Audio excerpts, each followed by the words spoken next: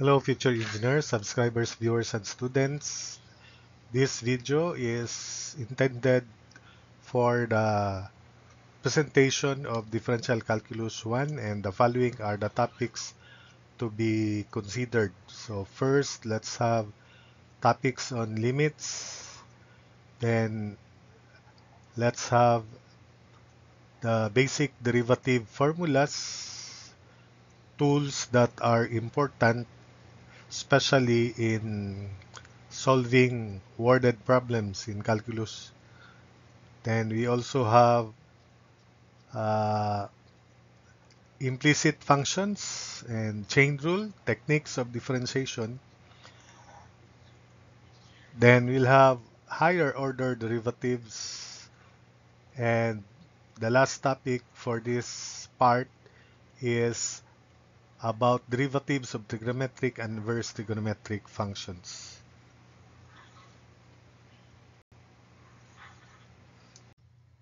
So calculus was invented independently by the German mathematician and scientist Leibniz, and by an Englishman, Newton. So independent in the sense that Leibniz is known for his expressions such as dy dx, ds dt, etc., while Newton is known for y prime, y double prime, etc.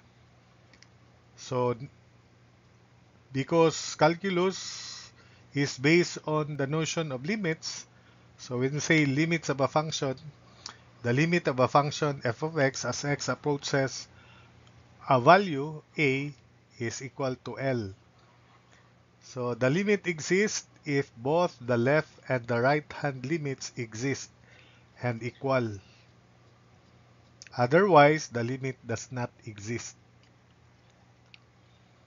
So limit of f of x as x approaches a is equal to L if limit of f of x as x approaches a from the left is equal to limit of f of x as x approaches a from the right, and it is denoted by L, and that is also the value of the function when x is a. Function value when x is a. So continuity of a function at x equals a requires that the function at x equals a exists, the limit of f of x as x approaches a exists, and third, the values in requirements 1 and 2 are equal. So these are the conditions for which a function is continuous, like the graphs of sine and cosine functions, graphs of cubic, quartic, quadratic functions. Those are continuous where the domain or the set of admissible values of the variable is the set of real numbers, or from negative infinity to positive infinity. Then the meaning of x approaches a means x is not equal to a, but you can make x very, very close to a. So for example, x approaches 2, it means that x is very close to 2 but not equal to 2. But it can be made 1.9999 or 2.0001, which are very close to 2. And you may add more if you want, just to make it close to 2. But these illustrations, examples are enough. Then let's have the basic derivative formulas. And with the notion that the derivative of a function is the slope of the tangent to the curve. So that the derivative of a constant, the graph is horizontal, like y equals 2. It is a horizontal line 2 units above the x-axis, parallel to the x-axis. So the slope of a horizontal line is 0. So that's why the derivative of a constant with respect to any variable is 0. But in this formula here, let's consider x as our model variable, as our independent variable. Then number 2, the derivative of u to the n is equal to, this is called the power formula, n times u to the n minus 1 times derivative of u with respect to x. So if the variable is any variable which is a function of x, any auxiliary variable which is also a function of x, then do not forget to multiply the derivative by the derivative of u original function, which is function of x, with respect to the independent variable, which is x in this case. So that's the power formula. Derivative of x squared, for example, is 2x. Then dx, which is 1, so that's just 2x because the variable is x. Then derivative of product is first times derivative of second, uv is u, derivative of second plus second, derivative of first with respect to x. So both u and v here are functions of x as a guide or rule. Then lastly, the derivative of ratio, fraction, where both the numerator and the denominator are variables and are functions of x, would be denominator times derivative of numerator with respect to x minus numerator times derivative of denominator with respect to x all over denominator square. So that is denominator v, derivative of numerator du dx minus numerator u, derivative of denominator dv dx all over v squared. So these are the basic derivative formulas. And for all other functions, we use this as our guide. Then another derivative function, which is called the chain rule. Now, if you cannot differentiate the original function right away, then use this chain rule. But it's better if you can differentiate it right away. You may introduce auxiliary variables just to make the original function simple or simpler. Then you can proceed as follows. If you express the original function as a function which is uh, differentiable in your end. If it is not yet differentiable, you introduce more auxiliary variables. So the idea is dy dx is dy dr, derivative of y with respect to r, times dr ds times ds dt dot dot dot dv dz, then back to dz dx. So all these intermediate auxiliary variables, dr, s, rs, cancelled. There may be dt, du here, then du, dv, then dv, dz, dz, dx. So if you simplify, all the intermediate variables, differentials, cancelled, and what remains, we have dy dx, still dy dx. So that's the idea on the techniques of the chain rule. You will have an example of that for the part where I need to present sample problems. Then we have implicit functions, functions that are not expressed directly in terms of the independent variable x, that we simply leave the function on its original form because it's better to differentiate it uh, using the original form than forcing it to be a function of the independent variable. So there are so many functions like that. So implicit means indirect functions. So in general, these implicit functions are functions of x, y, y square, x square, and so on and so forth. So that's the general formula for functions that are not expressed as the as a function of a single variable, let's say x. So that's the general form of that implicit functions, implicit function. So next, let's have the higher order derivatives, like second derivative of the function, third derivative of a function with respect to the independent variable, let us say x, fourth derivative, and so on, the nth derivative of the function, let's say y, with respect to x. So dy dx is y prime from, this is Leibniz notation, Newtonian notation, Newtonian notation also, f prime. Second derivative, second derivative of y with respect to x, that's the expression, or y double prime, f double prime of x.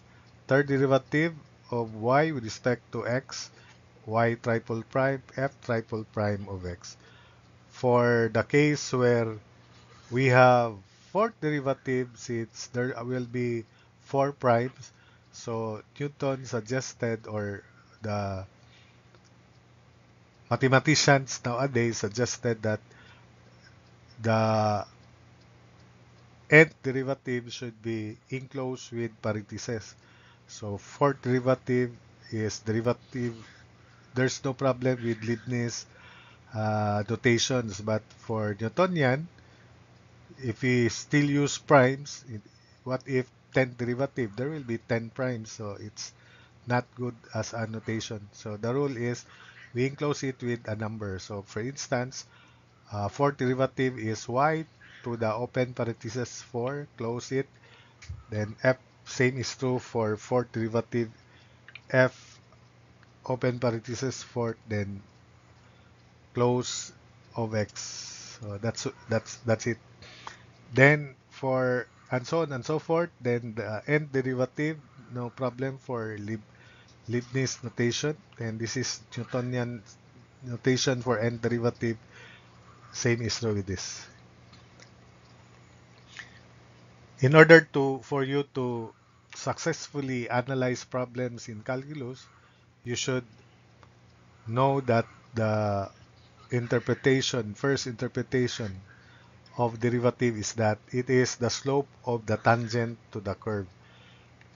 And it is also a rate of change of the dependent variable y with respect to x. So interpreted as slope or rate of change. So consider the graph of a function shown. So we have a graph here.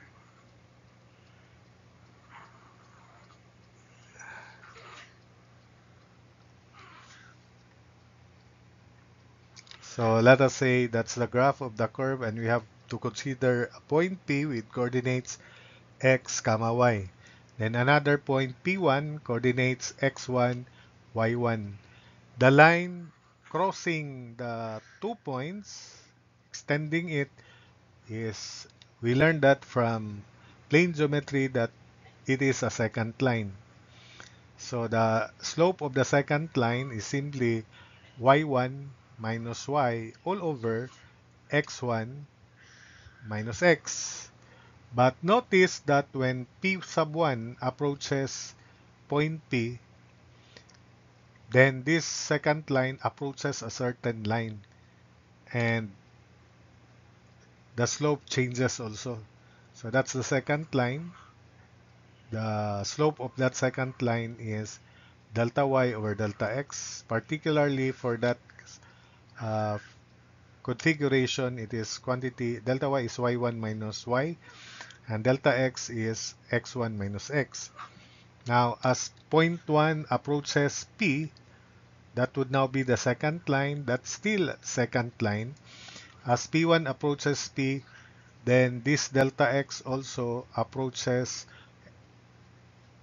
a certain value, and it decreases as it approaches P. So at the same time, the second line becomes, of course, the second line approaches a certain line, and that line happens when it only touches one point this time, and that is called the tangent line. So that's the tangent line. As delta x approaches 0, the slope of the second line approaches the slope of the tangent line. So therefore, therefore limit of delta y over delta x, which is dy dx, or slope, or m. So the slope of the tangent to the curve is the first derivative of y with respect to x. If these variables are replaced by s and t, so s for position, t for time, then derivative of s with respect to t, dy dt, that's still the slope of the s versus time curve, but more specifically, it is interpreted there as velocity because ds dt is velocity, tangential velocity. So the second derivative of y with respect to x therefore is interpreted as the rate of change of slope because the first derivative is interpreted as slope of tangent to the curve at point P, then the second derivative of dy dx, or the second derivative of y with respect to x, which is the derivative of dy dx, is the rate of change of slope. So that's the interpretation. Then also take note that when the tangent changes from positive slope and it decreases its value, so that's a positive slope, the value is high, then it changes. This is still positive but with slope lesser than the preceding one, and so on and so forth until it becomes zero or negative like this. So the slope is zero at the highest point.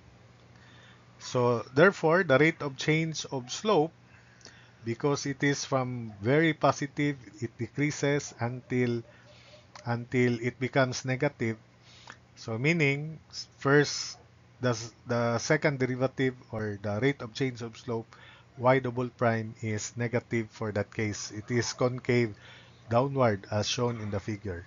Likewise, if the rate of change of slope is positive, it begins with a negative slope, then it becomes zero, and as we move from left to right, the slope increases positively like that. So it means the rate of change of slope, or y double prime, is positive and it is concave upward. So therefore, don't be surprised that the maximum point on the curve occurs where y double prime is negative because that's concave downward. You can locate the relative maximum of the curve when it is concave upward as shown, concave downward as shown. So that means y double prime should be negative. Likewise, for the minimum value, y double prime is positive and it occurs somewhere here.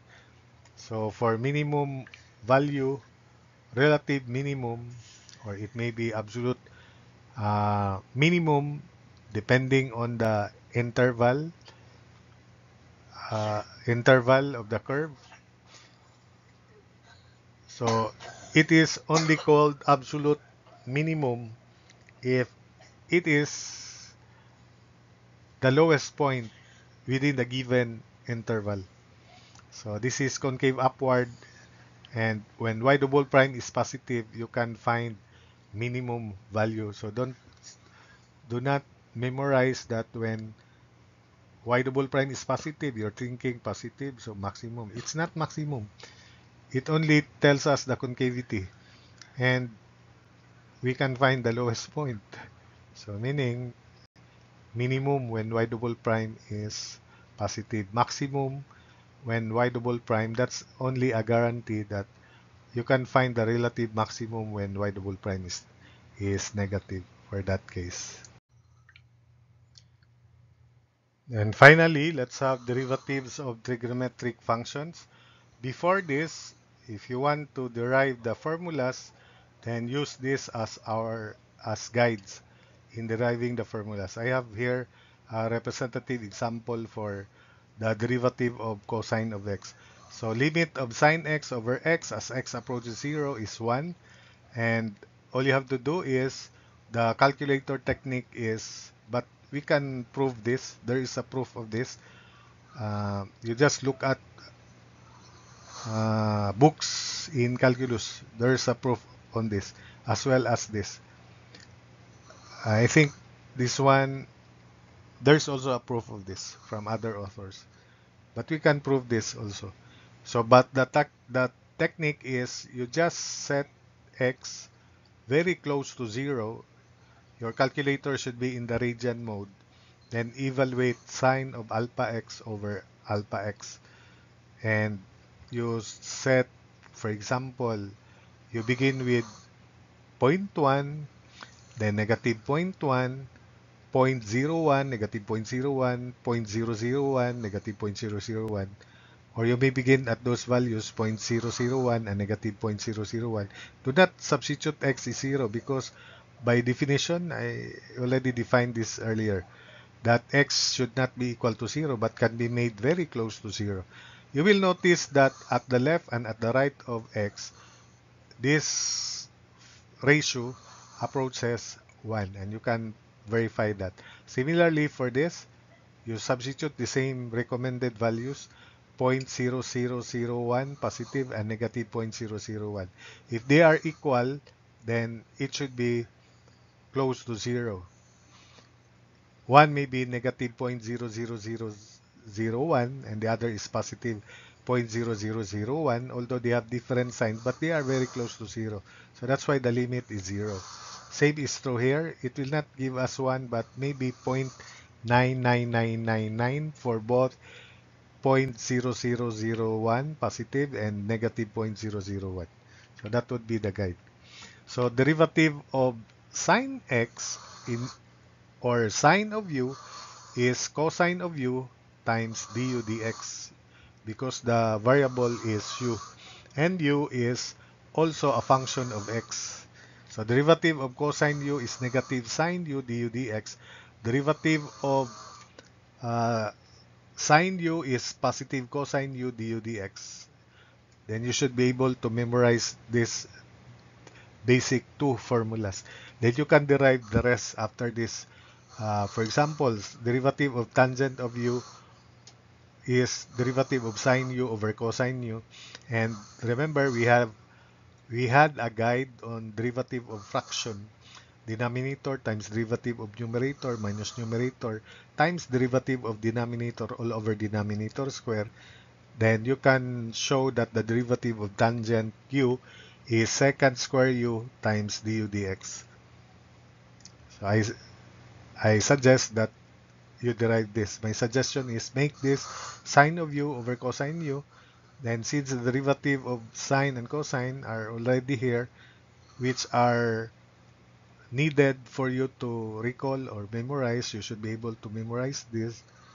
Then you can derive the rest. So derivative of cotangent u is negative cosecant square u du dx. You can also verify this. Make this cosine u over sine u and apply derivative of ratio or derivative of fractions. Then derivative of secant u is secant u tangent u du dx. Then derivative of cosecant u is negative cosecant u cotangent u du dx. So I hope that you can recall this basic derivative, basic trigonometric derivative of trigonometric functions. So let me first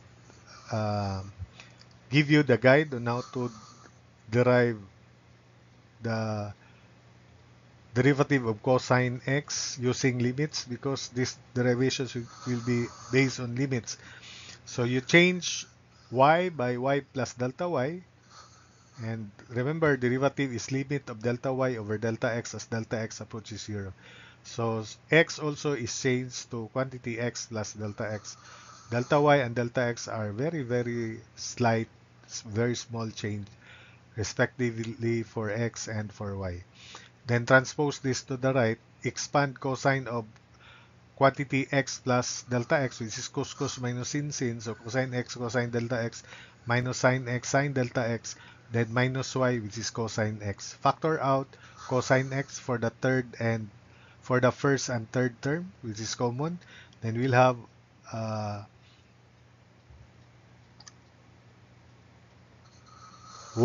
we have cosine x minus 1, then or factor out negative cosine x, then we'll have 1 minus cosine delta x, because this is negative cosine x, then minus sine x sine delta x.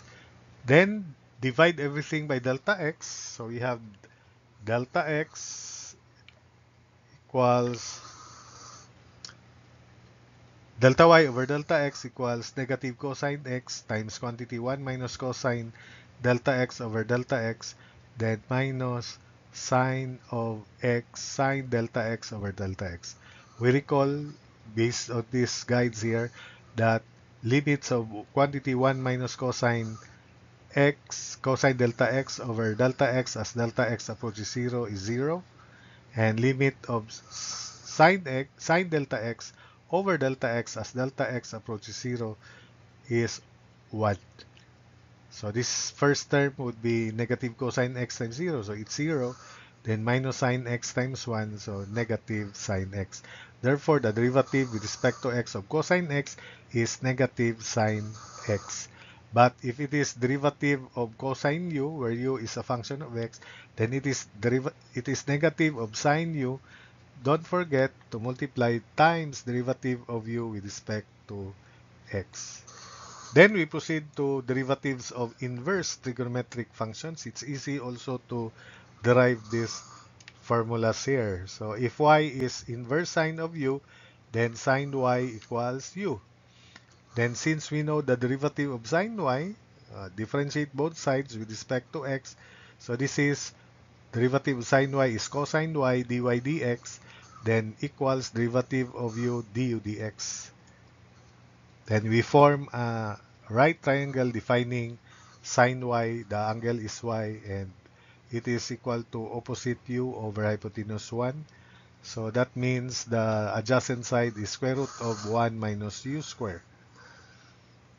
So then differentiate this, not that, but this one, because we know the derivative of sine.